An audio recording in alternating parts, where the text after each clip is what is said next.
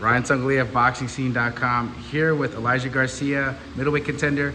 We're here at your gym here in outside of Phoenix. First off, tell me what's next for you. I've heard that you may be fighting August 16 on the Gervonta Tank Davis card. What's going on with you now? Yep, I'm getting ready to leave tomorrow, Sunday.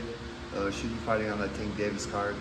I've been in the gym, staying ready, ready for that call. You know what I mean? And just ready to take it to the next level. So let's take it back a little bit here. You are coming off of a win over your most experienced opponent to date, Terrell Gausha. Tell me about that fight. You went down early. It was a well-timed punch, but as your father was telling me off camera, there was some foot steppage, and that happens. You got southpaw versus orthodox. You came back strong, won the split decision.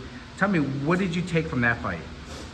Oh, it was just a lot, just in general. It was my first time going to camp. I had a good camp. I was in camp for a while. I had a new head coach. Going into a fight with a new head coach, usually, they give you someone to work with. They give me the best opponent I'd ever fought. I got dropped the first round, doing something I wasn't used to, doing. And, he dropped me, but, obviously I got up and, I came back strong. It was a hard 10-round fight, you know what I mean? Probably the most exciting fight of the night, I'd say. Got a lot of experience in the fight. He's 2012 Olympian. He's been fighting since before I was born. So it was just a good fight overall. I think I won the fight. If you go back and watch the fight, turn off the volume, turn off the commentating, and you watch the fight, I think I won clearly. I think they even did a review. They did a review on the fight, and because they thought, they thought I lost. They did a review. The commission reviewed it. The commission thought I won even more. So then they had to, what did they do? They had one of the judges that were gonna give him training, right? So they went back, watched the fights, see how he scored it, and the score they ended up agreeing with the scoring. So yeah, it's like a coaching for the judge that they were gonna do. That's what I was told. So yeah, so it's winning my book, so I'm excited and just ready for whatever's next. One of the things I was talking about with your dad was that you were only 22 years old. You turned pro very young, and you've gotten a lot of experience. You have a win over. First off, I want to discuss that also. Jose Resendez. That's a win that has aged very well for you. You stopped him, I believe, in 9 rounds. Was it? It's 8. In 8 rounds. I'm sorry. You stopped him in 8 rounds. He just scored a win over Caleb Plant in a big fight.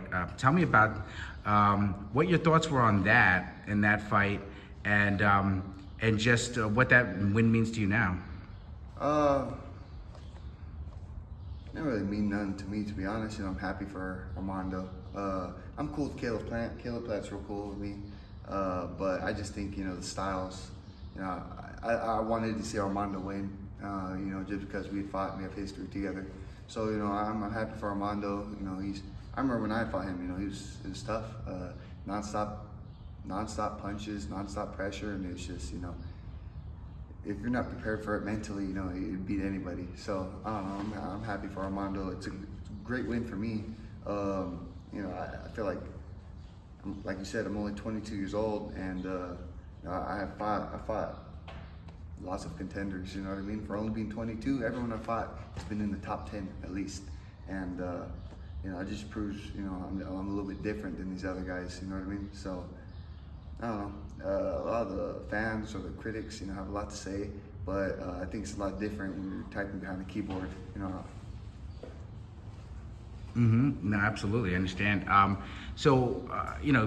They say in boxing or in life, really, there's 2 things. There's wins and there's lessons. And you had the fight with Cameron Davis. That was your only pro defeat. What did you learn from that whole experience? I'd say the biggest thing is, one, I understand how a weight class works now. 2, you definitely, you gotta, like I said it since the beginning, if I'm not 100%, I won't beat that dude. And you know, just the weight cut wasn't there. You know, you got to be on top of your weight all the time. You know what I mean? You got to be in good shape, and I'm just making the weights. You know, having a good weight cut, that has a lot to do with it. I did fight. You know, I fought a 10-round fight with him. You know, I lost, split decision, and you know, being able to go in there and fight hard 10 rounds, pretty exhausted. You know, that's you know, now I know mentally where I'm at. You know, I could go 12 rounds easy. I know that is for sure. And I don't know, it was just a great experience overall. Even though I lost, you know, it taught us a lot. And you know, I think we've improved on it a lot more. So after that, you added Bob Santos to the team, and you did something interesting, because it was your first time, I believe, going away to camp for that fight afterwards when you fought against Gaucher. Tell me about what Santos has brought to the team, and just how important it has been for you to get out of your hometown and go away for camp. Well, it's comfortable here. You know, I got my wife, got my kids, I got everything I want here. I got the family. I could, you know, over here it's a lot more comfortable. You know, I want to wake up at, you know, 8:30, 9. You know, I could wake up, you know, later if I wanted to. I could go train whenever I wanted to. Over there, you know, Bob Santos only cares about, like, Bob has his own routine that's worked for him for a long time. All he cares about is winning. You know, you walk into his house, there's no junk food. You walk into his house, you know, there's nothing but boxing, nothing but fighters, you know. And, you know, it takes a lot, you know, it takes a lot to do that. He loves what he does. And, you know, to go in, I mean, you know, he took me to the mountain. You know, he made my food for me. He did everything. And, you know, that's what it takes to win. And that's why he has a winning record. I don't know, I'll probably be with him, you know, the rest of my career. I believe so. You know, me and my dad, pretty loyal people, and you know, once we do something, we usually stick with it, especially if it's working. And Bob brings a lot to the table. You know, I only see ourselves getting better from here. Not to look too far ahead, but you, after that win over Gaucher, like, I feel that, like, you went from prospect, and then you were moving into contendership, but you didn't really get to establish yourself as a contender. Beating Gaucher, a real gatekeeper, makes you a contender. How far off do you feel you are from challenging the very top of the middleweight division? Of course, there's like Janny Beck is up there. You know, you were supposed to fight Arslandi Lara, I believe, at one point. Lara's still around. How far do you feel you are from facing those top guys? And are there any names that really stick out to you that, like, you're like, you know what, that's the guy I want to fight? Yeah, it don't matter to me. I know Carlos Adames, champion. I know you know, he's a champion. I'll fight him. Lara's a champion. I'll fight him. Janibek's a champion. I'll fight him. And you know, they got that number one dude. What's his name? Yolo. There's number one dude, WBA. He's pretty good. He just beat Kairon. That dude's pretty badass. I have no problem fighting him for an interim world title or something. You know, it don't matter who it is. You know, I'll go in there and I'll fight my ass off. You know what I mean? So. You know, you've been able to fight on so many big cards, and that's allowed you to travel. But one thing that's interesting to me is that over the last decade or so, I feel that boxing in Arizona has really picked up. You know, there's Jesus Ramos is from not too far from here. You know, David Benavides. You know, do you ever like think, oh, you know what? It's great that I'm getting to travel on these big cards, but I'd like to get like a homecoming fight here in Arizona? Yeah, hell yeah, I'd love to have a homecoming fight. You know, it'd be cool if I won a world title and my first title defense, I defended it here. We got a lot of boxing fans, a lot of boxing's picked up here, like you said. You know, top ranked, the zone's fighting here, you know, every other month. So it's been pretty cool. I know last time I fought here was 2022 in November, and I fought on the David Benavides versus Lemieux. Was it that card? I think it was that card. So I don't know, that'd be cool to fight here again. We got a lot of cool fighters here with a lot of talent. You know, it's just they got to they just got to step it up. They got to take that risk. What is it that makes boxing in Arizona so unique? What is it that why are there so many good fighters coming out of here now?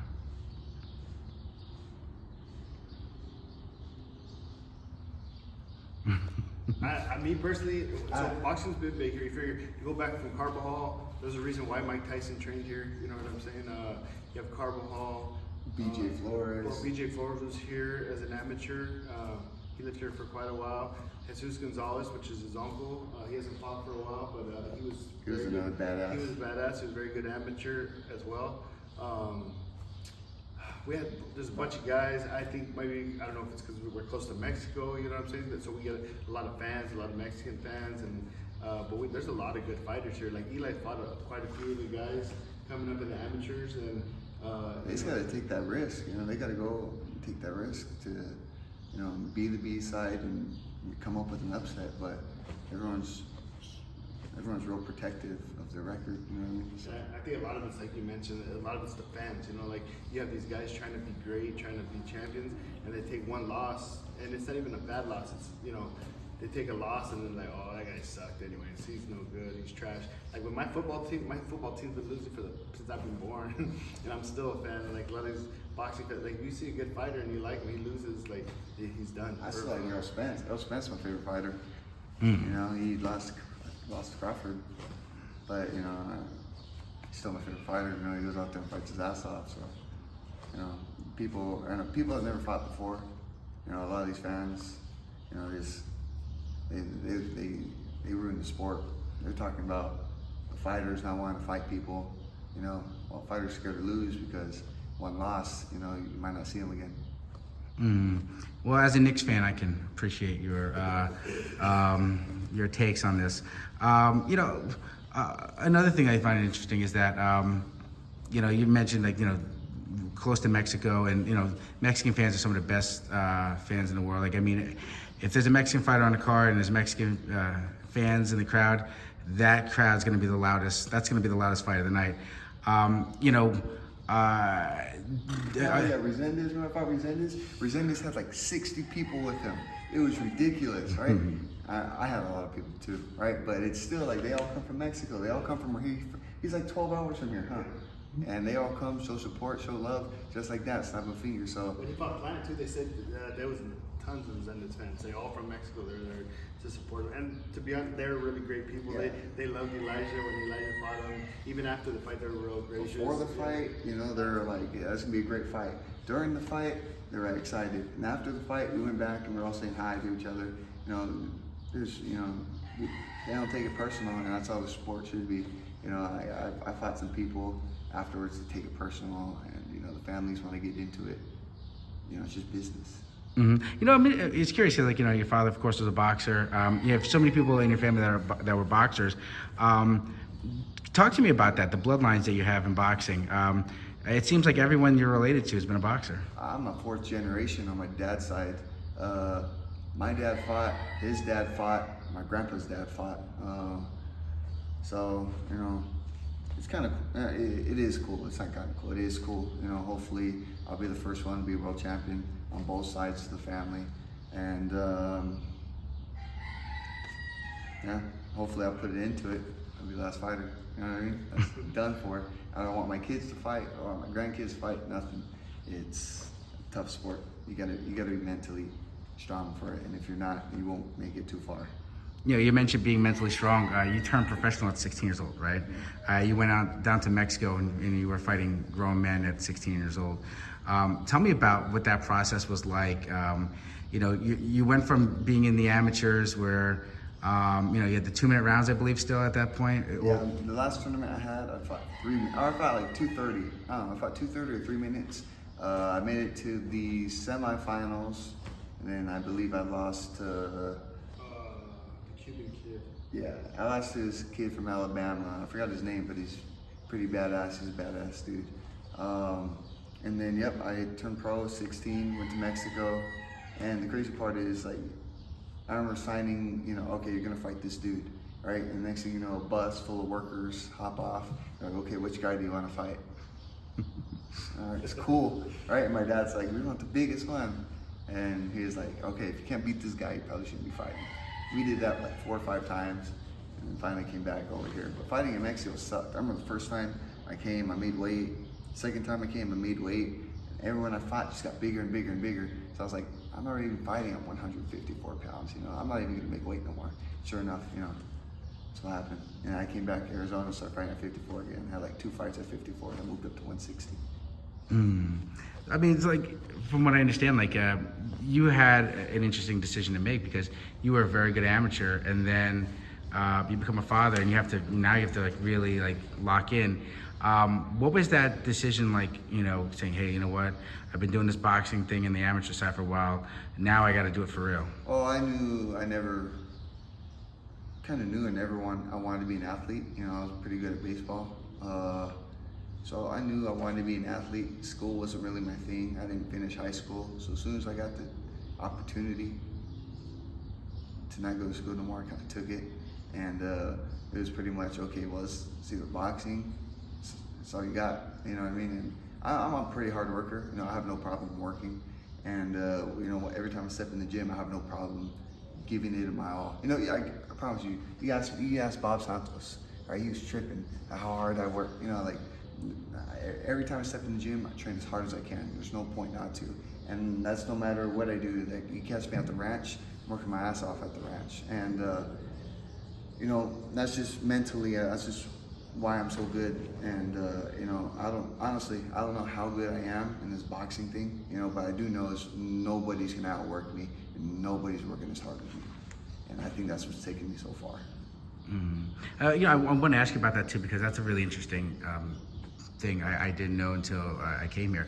That you live on a ranch, you have animals that you take care of. What kind of animals do you have, and what does that do for you? Like, does it help give you like some peace in your life, or what is that? Yeah, I guess it does give you peace, you know, because you got the sheep, right? We got sheep, we got cows, chickens, goats, and you know, they're all for food, they're all for meat, and you really don't know how valuable life is, you know, until you take a life of, you know, an animal or something like that. Then you really respect, you know, the animals that you really respect, you know, just life in general. And then, you know, my kids are growing up watching it, and now they just have a whole different perspective. Even my wife, you know, my wife never saw that stuff. You know, I've done it a couple times, you know, growing up, but now, you know, we've done it quite a few times at the ranch, and we all just have a different respect for the animals and the food we eat. And yeah, that's why I like the animals, and you know, I enjoy spending time with them. And last, I just want to ask you, because you know, this is a very unique life, being a boxer. You know, the dedication, you know, and there are no guarantees for success. It's not like, oh, you know, even if you don't, at other jobs, you can stick around, and then when you turn 65, they give you a gold watch and you have a pension. Boxing is nothing like that. What is your why? What is your reason for pursuing this life that is so difficult and takes so much of yourself to get through? The why is probably because realistically, you know, I know it sucks. I gotta leave my family. You know, it sucks. You know, I can't eat whatever I want. It sucks. You know, there's a lot of things I can't do. You know, but I love it. I do it because I love it, and I don't think, you know, I could just step away from it. You know what I mean? I feel like it's a lot easier, you know, just working a 9 to 5 and getting that, you know, pension, like you said. But this is something I love, and you know, something I've been successful at, and you know, I want to become a world champion. I want to be the first person in my family to do it. And you know, once I do it, you know, I don't got to worry about my son doing it. I don't got to worry. You know, once I win the world titles, I know everything else is going to fall right behind it. And you know, I'll have money for, you know, the kids to go to school, and the kids to do whatever they want, and that's why I do it.